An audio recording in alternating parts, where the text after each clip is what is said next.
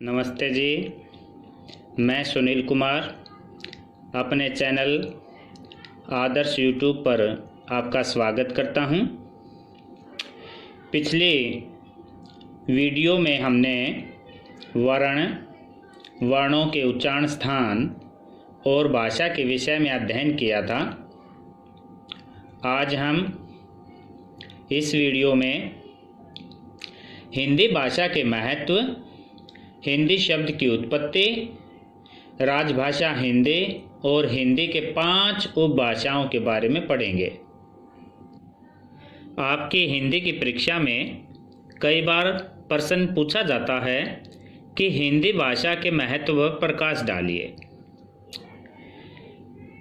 उत्तर: भारतीय आर्य भाषा परिवार में हिंदी भाषा का सर्वाधिक महत्व है।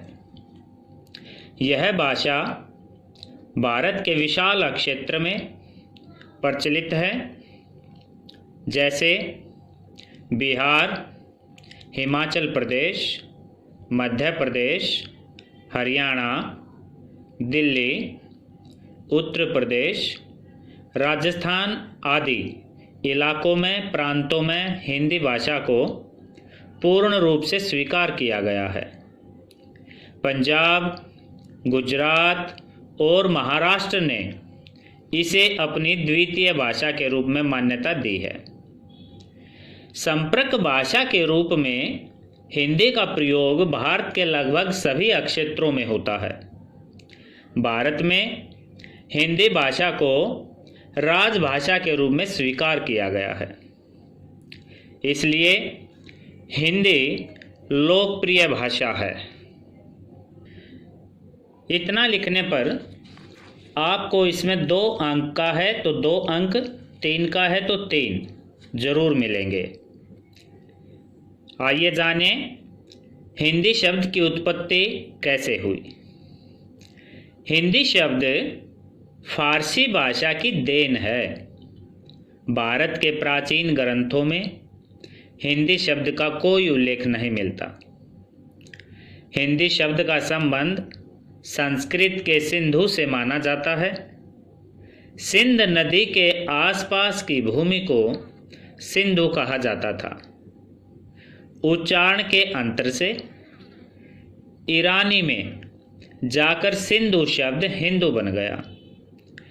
हिंदू का हिंद हो गया। हिंदी शब्द हिंद का विशेषण है।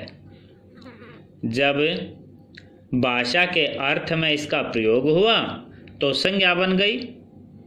हिंदी का अभिप्राय है हिंद देश के रहने वाले या हिंद देश की बोली।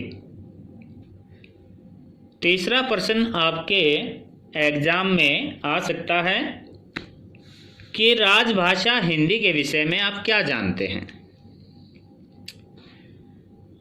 14 सितंबर 1949 को भारत की संविधान सभा ने हिंदी को भारतीय संघ की राजभाषा के रूप में स्वीकार किया। संविधान के अनुच्छेद 343 के अनुसार संघ की राजभाषा हिंदी और लिपि देवनागरी है। उत्तर प्रदेश, बिहार, मध्य प्रदेश, राजस्थान, हरियाणा, हिमाचल प्रदेश और केंद्र शासित प्रदेश दिल्ली की राजभाषा हिंदी ही है। पंजाब, गुजरात और महाराष्ट्र ने इसे द्वितीय भाषा के रूप में स्वीकार किया है। इस प्रकार यह सह राजभाषा भी है।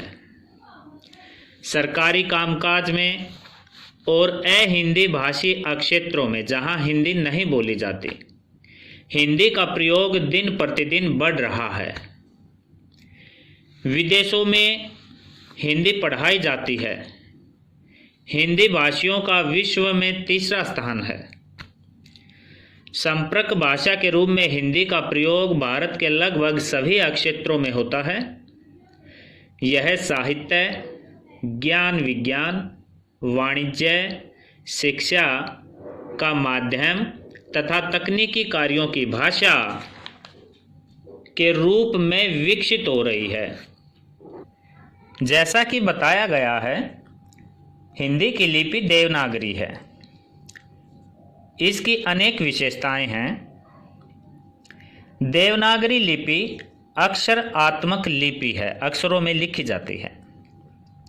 इसमें 52 ध्वनियाँ हैं, जिसमें 11 स्वर, 35 व्यंजन, 2 अयोगवा और 4 संयुक्त अक्षर भी हैं। इस लिपि में पूर्ण वैज्ञानिक नियम मिलता है। स्वरों में ह्रस्व स्वर और दीर्घ स्वर आदि सभी विभाजन वैज्ञानिक हैं। ऐसा वर्गीकरण आपको किसी लिपि में नहीं मिलेगा। देवनागरी में स्वर व्यंजनों में ही विलीन हो जाते हैं। रोमन लिपि में सभी वर्ण अलग अलग लिखे जाते हैं। उसमें स्वर व्यंजनों से पृथक लिखे जाते हैं, अलग लिखे जाते हैं। यदि हम कमल लिखना चाहें तो उसमें KAMAL 5 वर्ण पढ़ने को हमें मिलेंगे। लेकिन इसी कमल को हमें हिंदी में लिखना पड़े तो 3 अक्षर ही लिखे जाएंगे। देवनागरी में एक ध्वनि के लिए 1 अक्षर है, जबकि रोमन, फारसी आदि लिपियों में एक ध्वनि के लिए कई वर्ण हैं।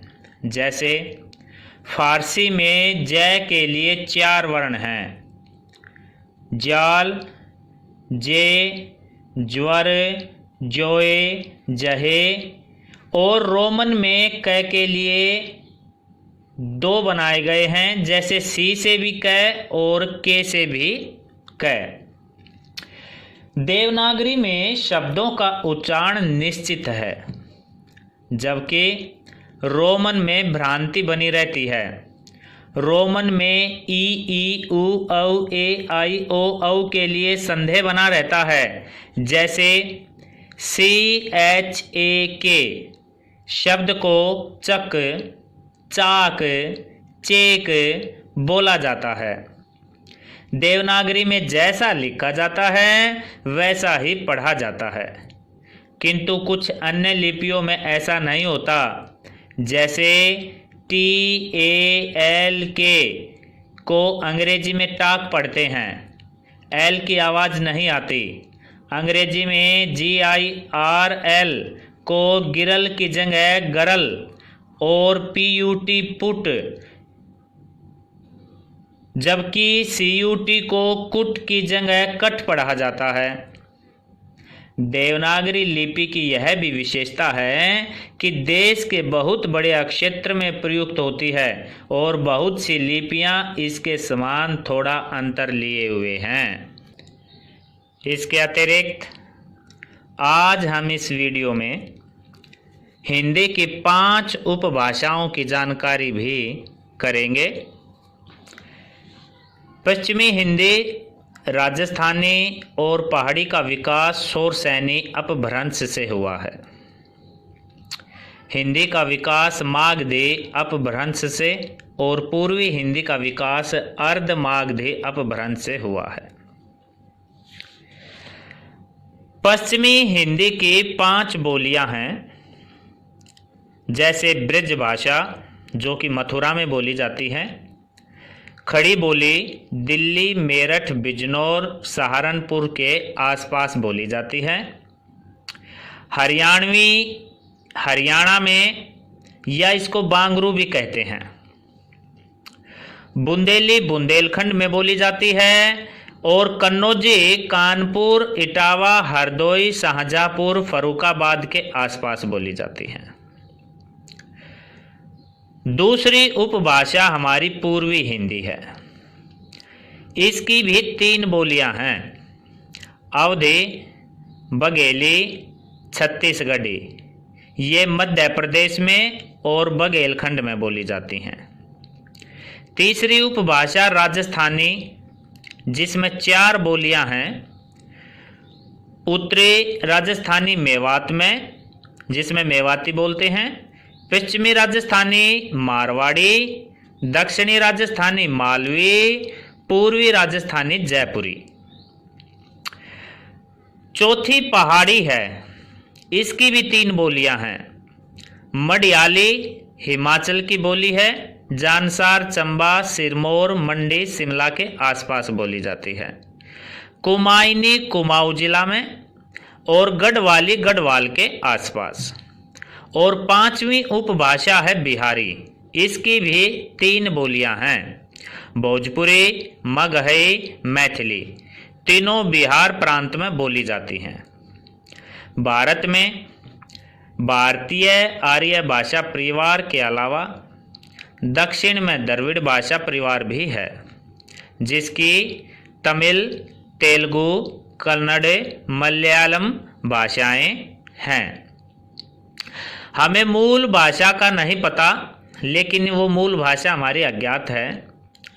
भारतीय यूरोपीय भाषा परिवार में एक तो वैदिक संस्कृत से लौकिक संस्कृत निकली, जिससे प्राकृत आई है। 5 जो उपभाषाएं हैं, ये अपभ्रंश के कई रूप जैसे 500 से 1000 ईस्वी के बीच थी। भारत यूरोपीय भाषा परिवार की वे भाषाएं जो भारत में बोली जाती हैं, भारतीय आर्य भाषाएं कही जाती हैं, जैसे हिंदी, सिंधी, लहदा, बांग्ला, गुजराती, पंजाबी, मराठी, कश्मीरी, उड़िया, असमिया, ये सब भारतीय आर्य भाषा परिवार की भाषाएं हैं। इन सभी भाषाओं का विकास अपभ्रंश से हुआ। इनमें संस्कृत के शब्द मिलते हैं। इन भाषाओं की लिपियों में समानता है। ब्राह्मी लिपि से देवनागरी तथा सारी लिपियों का विकास हुआ है। आशा है आपको ये वीडियो अच्छी लगेगी। धन्यवाद।